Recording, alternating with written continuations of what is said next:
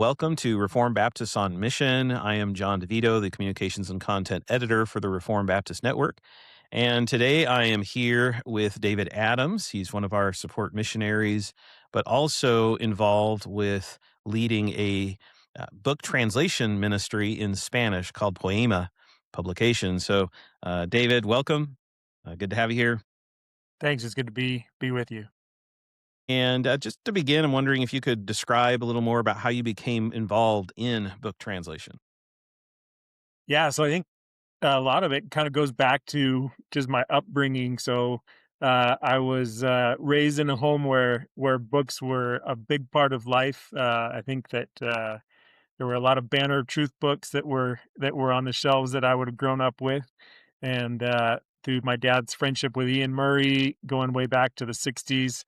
Um, just the publishing was kind of something that it was kind of thought about and that we talked about quite a bit. And then in God's providence, we can kind of look back and see and kind of connect some dots in our own histories through reading just a ton in school, and then being like a yearbook editor uh, in chief in high school and ways like that. I can kind of look back and kind of see how God was kind of preparing me for doing the publishing work that I get to do now with Poema. So about 15 years ago, we published our first book, which was we did in in concert with Shepherd Press, Shepherding a Child's Heart. But we were thinking from then to start a new imprint, a new publisher, which was Poema, to be able to get good resources throughout the Spanish speaking world to help churches, to help believers in all parts of the Spanish speaking world, both in Latin America, Spain, and even the US, to know the Lord better, to be able to help their churches to grow better, to be more healthy. And then it's been exciting to see how even he's brought non-Christians uh, to faith through some of our resources, and so that's been exciting as well. Yeah, let's go back a bit, maybe to flesh that out a little bit more, or put some flesh on the bones. Yeah. So you said your first book was translation project was Ted Tripp's Shepherding a Child's Heart. I know that book was deeply meaningful for me as I'm looking at being a husband and father with children.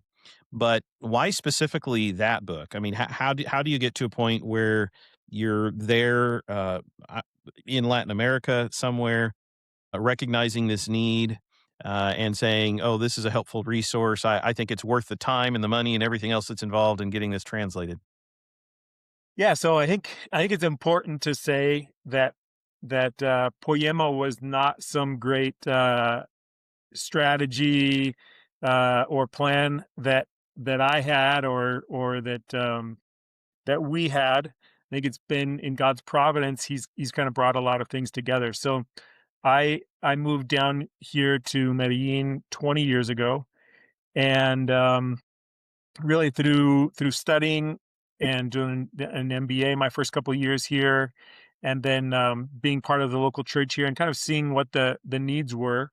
Also, the Lord closing some doors on another opportunity, another startup that I had been involved in, and actually having to become kind of a whistleblower, um, and some challenges there.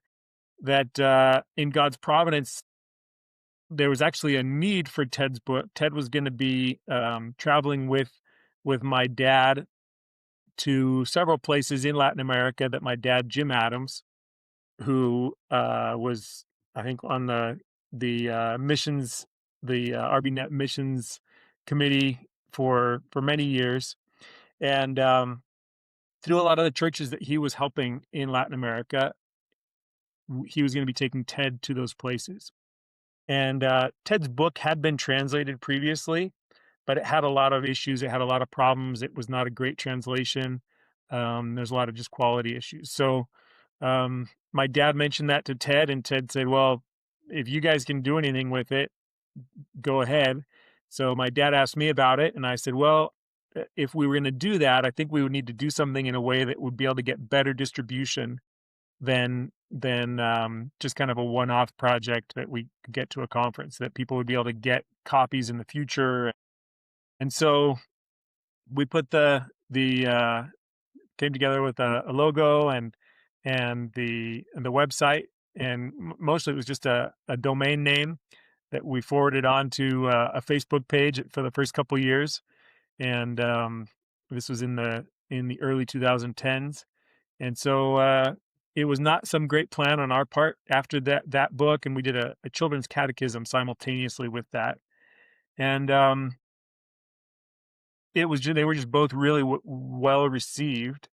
And so from there, people were saying we need more resources like these, and we sought some help from a foundation who was able to help us kind of get off the ground. and so little by little, the Lord's just kind of added to the opportunities and the projects that we've been able to do. So you finished translating Ted Tripp's book, been received well. They're looking for more resources. I just think of how many resources are available in English, uh, both historically, in terms of, as you said, through Banner of Truth and many other Reformation Heritage and many other publishers, these great historical works that still have value, as well as modern works that are being written. So how do you prioritize or decide the kinds of books that will be worth, again, that time, that attention, those resources to make those available? Yeah, I think a lot of it just has to do with living here in Latin America, being a member of a local church here, and then just being in relationship with a lot of pastors in a lot of different countries throughout Latin America and Spain, to kind of have our finger on the pulse of where the church is, what are the issues, what are the needs, and and to know, for instance, that just the the doctrines of grace in the very early years, there's just not great resources available in Spanish on the doctrines of grace like we have in English, as you mentioned. Um, Issues of parenting, issues of marriage, all those kinds of things. Some of the early books that we did, there was, I remember, a series of 5 books that we licensed at the same time, and represented there. One of the books was Ed Clowney's book, The Unfolding Mystery. And so seeing Christ in the Old Testament was something. It was just, I didn't. It was very, very few churches, very, very few pastors would understand that, and even fewer Christians in the Spanish speaking world. Then a book on heart idols, a biblical counseling book on heart idols, and the importance of biblical counseling. And so it just kind of, it was more seeing what was needed, not from a marketing perspective, or oh, we're going to give people, what's going to be, what they're wanting or something like that, but actually, like, these are just concepts. A lot of these concepts are just unknown in the Spanish speaking world, or very, very few people are aware of and knowing and teaching these things. So just trying to get some of these areas, then we kind of built out more of the biblical theology, and we've done several more books on the area of biblical theology, and then many more books on biblical counseling and all of the different angles that you can come at biblical counseling, and all the different areas that biblical counseling addresses and things like that. So Yeah. yeah. Well, I'm kind of curious as I reflect on this. Obviously, you have an awareness both of what's already existing in Hmm. Spanish, maybe some areas that resources would be helpful for ministry and in local churches and equipping the saints and all those kinds of things that you'd be considering. But do you see value in somehow tying the making of these books available to some kind of teaching opportunities, conferences, or other things where you have pastors and church leaders who maybe they're being exposed to these ideas through, as you said, Ted Tripp coming down and speaking. And it's like, well, you want to know more about what Ted Tripp says about parenting? Here you go. Or just other ways that you see of popularizing these resources, not only that making the, having a website that hopefully gets some traffic, but other avenues of letting people know about these important resources you're making available. Yeah, it's definitely really important to work with local pastors and local churches, and also local bookstores. And one of the challenges that we have in the Spanish speaking world is that, with the difference of the US, where you have, I think just recently you had David Woolen on, right? On the podcast here. And so, Reformation Heritage Books has, I don't know what's the population in the US now, but 350, 300 million people, something like that, Go with it. and a big percentage, a fairly decent percentage of evangelical Christians in that, but they can ship from their warehouse, or in the US, they can ship anywhere in the US and reach that really big audience. The challenge that we have is that we're working with over 20 countries. And so each of those countries has different import tariffs, all these kinds of issues that we have to deal with. So what we do is we work with distributors in each country. And often the distributors, the Christian book distributors in each country, they're not necessarily like-minded with us. They're broadly evangelical, but they're gonna be importing in the same container they're importing, uh, you know, some of our great books. J.I. Packer's Knowing God. I just got this in from the printer. This is The Emotional Life of Our Lord, a little mini book that we did, by B.B. Warfield. That's Hmm. going to be in the same container with a Joyce Meyer book or a Benny Hinn book. And Mm. so we have to work with these distributors. That's kind of like our entrance into these countries. We try to work with at least three distributors in each country, so that we have some different options and we can reach a broader audience in each country. Then once we get the books in with those distributors, we have to train the distributors on those books. So that often will mean going and visiting them, having. I was a project manager in the U.S. for a construction company, a general contractor, for several years while I was paying off my college loans before moving down here to Medellin.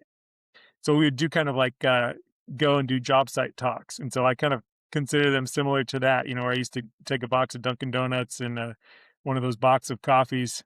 I don't know if you have product placement here, but maybe you can get some sponsorship Made some there. sponsorship. Yeah. Yeah, but so I'll show up. I'll be there in Mexico City and try to grab something to take to people, maybe some chocolate covered coffee beans or something, and some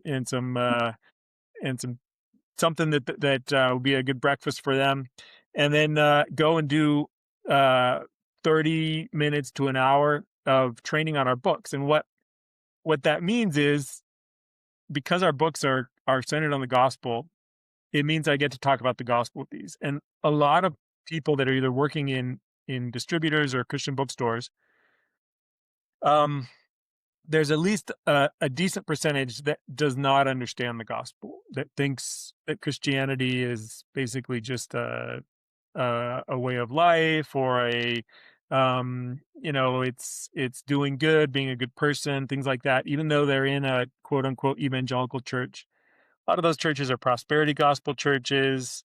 And so, um, the great thing is I have an opportunity to share the gospel when I go, and talk about how I need the gospel that morning, how each of them needs the gospel, and that needs to be our motor for everything that we're doing. So one of the things that's been neat is to see how at those bookstores and at those distributors' offices, I've been able to we'll give away books for them to be reading, but I've been able to see how those books, in several cases, have changed their way of thinking, changed their outlook. Some of them are bivocational pastors and they start to change their churches. Others are maybe a leader in their church and they start to try to influence their pastor getting with these good books. Sometimes that goes well and they can influence positively their pastor. Sometimes their pastor blacklists them and and they end up having to leave their church. So there's a lot of opportunity just in that distribution piece to be able to get the books out. Then we are working with pastors and with local churches to try to help them to be able to get their books out to their people. And so when I go to a country or somebody else from our team visits a country, they will try to meet with key pastors, see how we can be walking alongside them, helping them maybe take an author down to speak, or another way that we can connect them with maybe a preaching workshop or something like that. And then conferences are where we can get a really broad audience, and we can get our books in front of a lot of people, and then make contacts.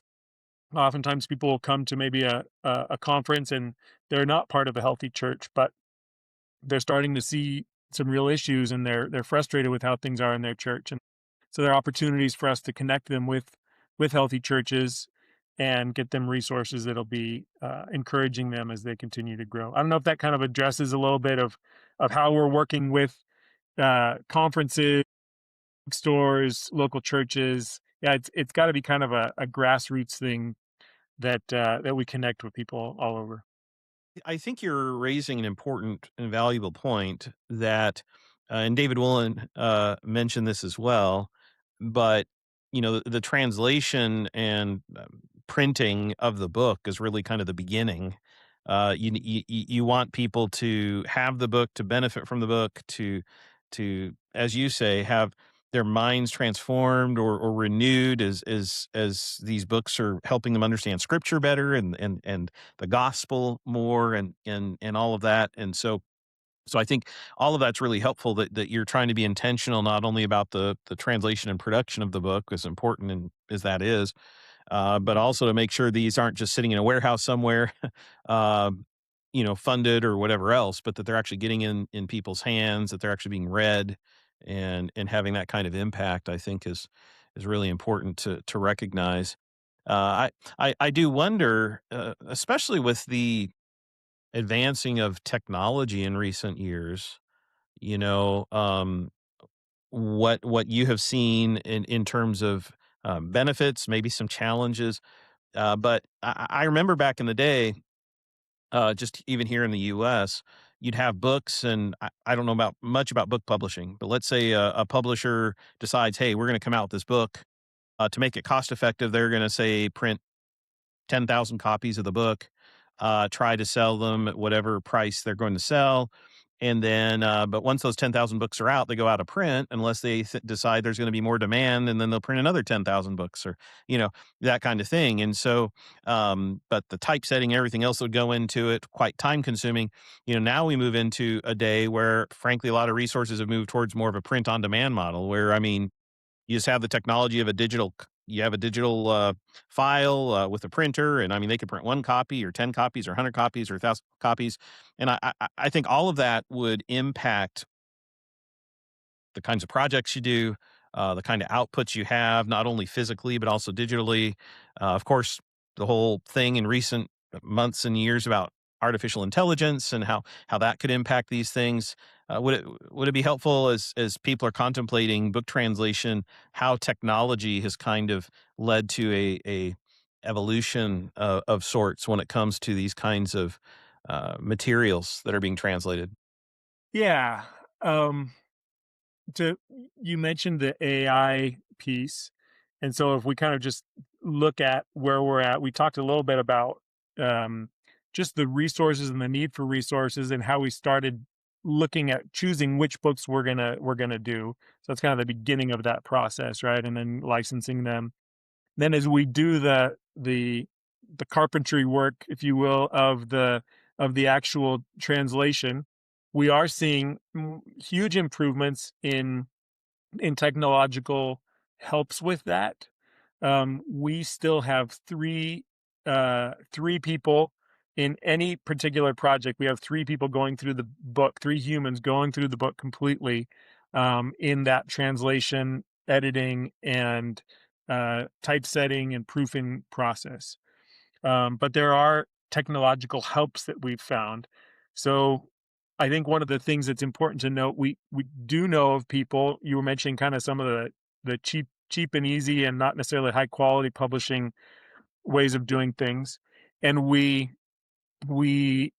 do know of people, and there does exist uh, publishers, if you quote unquote air quotes here with publishers, that are just running things through AI and then just throwing it out there, and it's got all kinds of problems. And really, one of the the context where Poema started was some really poor translations. I mentioned, Ted's book had been translated, but it just hadn't been done with excellence.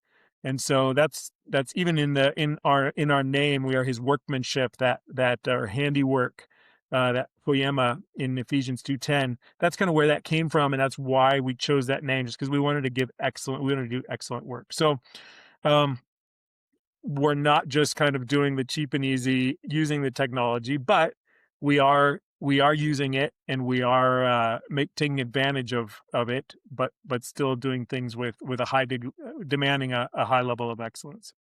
Now, on the POD, the print on demand thing that you mentioned, I think one of the reasons why that's difficult for the Spanish speaking world is the finances. And the reason for that is because as we've tested things out with that print on demand model, you get economies of scale. So if you print 1,000 copies of a book, normally we'll print 2,000 copies of something. Sometimes it's just 1,000. But if you print in those quantities, you can get the print cost way down. But if you do a print on demand, you will see the cost go way up. So of each unit, and most of the print on demand shops will demand for themselves a huge percentage of what the final user pays. Now, when we're thinking about this for the English speaking world and the US context, if somebody wants to do, I'm looking right here at we did a new edition last year of Elizabeth Elliot's book, Through Gates of Splendor. And we did a beautiful edition. We actually found, and we got files of the original images, and we put it on some of the, like how you would have in biographies, where there's a section of more photographic paper with gloss and some nice images. And we've worked with the Elizabeth Elliot Foundation on doing that. Now, a book like this, if you just made this like black and white and just did it on regular paper, and you did it for print on demand, the print on demand platforms are probably going to make you sell this at about over $20, probably close to $30, for them to be able to make what they need to make, and then you to be able to kind of cover your costs. So around $30, which for Latin America is just a ton of money. I think that probably people in the US might be able to say, hey, it's a $30 book, but it's a really important book, Through Gates of Splendor. Yeah, I'll pay $30 for that. But for the Latin American context, it's just not viable. So this book I think we sell this for $14. And so we're still seeing, even though there are opportunities with the print on demand models, it's still not ideal for the Spanish speaking world, just because of the price points that the print on demand usually gets to.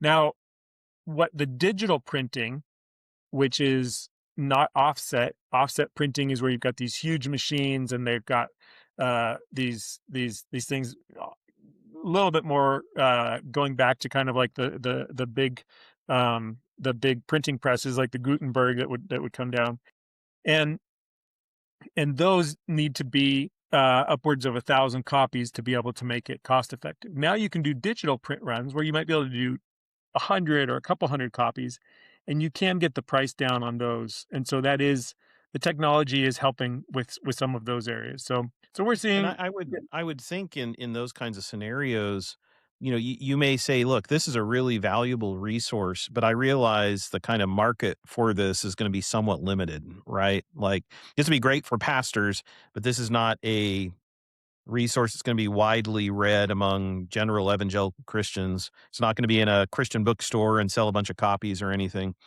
So in that scenario, you know, having where, hey, we could print, I don't know, 100, 200, 300 copies of it, make it available at a reasonable price for those who would benefit from it. That opens up avenues for additional resources that, again, it'd be hard to justify printing 1,000 or 2,000 copies of it, and so I could see that even impacting the kinds of resources you translate and make available too. Yeah, exactly. So a good example of something that we just did that for, I think maybe we did a couple hundred copies, was Anthony Hookema's book, Created in God's Image. Mm. I think it's an important book. It's a book that seminary professors assign to the students. But Yeah, it was a seminary book I was assigned back in the yeah, day. Yeah. exactly. And so it's a book that we publish and that we make available. But yeah, to have 1,000 copies or sitting on the shelf somewhere taking up. I mean, we're paying space in a warehouse. We don't own our own warehouse, in our major warehouse is not something we own, so we pay space in these warehouses. So we have to be wise about how we do that. So that was one that we did a couple hundred copies. Um, yeah, It's as we wind things down, as we consider those who are watching or listening, and they realize, hey, book translation incredibly valuable. So many places around the world simply don't have the resources we have in the English speaking world. So they see the benefit, they see the value, or maybe some of our churches, they're like, yes, this is an important ministry. Are there any suggestions or encouragements about how to take some next steps, maybe be of help as they consider ways to integrate this into missions work? yeah. I would say first of all, pray. I would say, hopefully, even some of the things that we've talked about here today are insights into how to pray, brother. Yeah, which books we should do, and where we invest our time and our limited resources is an important aspect. And obviously, that's I think it's easier for people to think about. But even just trying to figure out, okay, this book is going to cost this much if we do 1,000 copies, but it might be sitting on the warehouse for the next, I mean, those 1,000 copies might take 5 years to sell through. So we're going to be paying warehouse space. Um, but if we only do 100 copies, it's going to cost this much more. So all of those kinds of things that I think probably a lot of the listeners are working through in some of their, daily vocations, a lot of those things are realities for us as well. So just to even be praying for our team as we try to lead well and be good stewards. So from the decision making process of which books to be able to do, then to how to best do those and all of the details they're involved, and then to be praying for as we have these relationships with local churches, with distributors, and at conferences, that the Lord would just bless those relationships and allow us to be winsome as we present these really really important resources that that are so different than the majority of what people get at their local Christian bookstores or at the majority of churches in the Spanish speaking world. So I would say first of all, yeah, just be praying, and then as if a majority, if we imagine that a majority of the people that are going to be listening to this are in the U.S., the U.S. is now the country with the second most Spanish speakers in the world. So after Mexico, the next largest portion of Spanish speakers is in the U.S. So I think that most people, we talked about Ted Tripp. I think he was, it wasn't just a couple of years ago, he was mentioning that I think like 70% of the population in Hazleton, Pennsylvania, I don't know how far that is from the border, but I think it's pretty far, are Spanish speakers. And Hmm. so, I think that people are having interactions with Spanish speakers all over the US. So I think a next thing would just be to be thinking about how they can bless. You're driving along and you see some Pentecostal looking church, a Spanish speaking Pentecostal looking church. Maybe as you're driving to your church, you see or hear even noise coming out of a place you're driving past, and to just start relationships with them. Maybe get a copy of What is a Healthy Church, or another book that's been key in your own life and discipleship, and see if we have that in Spanish, and stop by and say, hey, I want to give you this. I'd love to have coffee with you maybe in a few weeks, and we can talk about it. I'd love to tell you about how this has been a help to me, and maybe how we could help get you guys some good resources at this local church. Then another piece would be, are they doing are the listeners involved in supporting Spanish speaking missionaries, or missions in the Spanish speaking world? That could be a short term missions type opportunity where they're going down to help with some kind of um, vacation Bible school or something like that. If so, see what books you might want to take Mm, in your suitcase when you go down, mm, and then start a relationship. As you have a relationship with the people in that country, ask what resources they have, ask what resources they could be helpful for them, and maybe ways that you could help them get good resources, and get them some more books, and connect them even with a distributor in their country for some of these good books.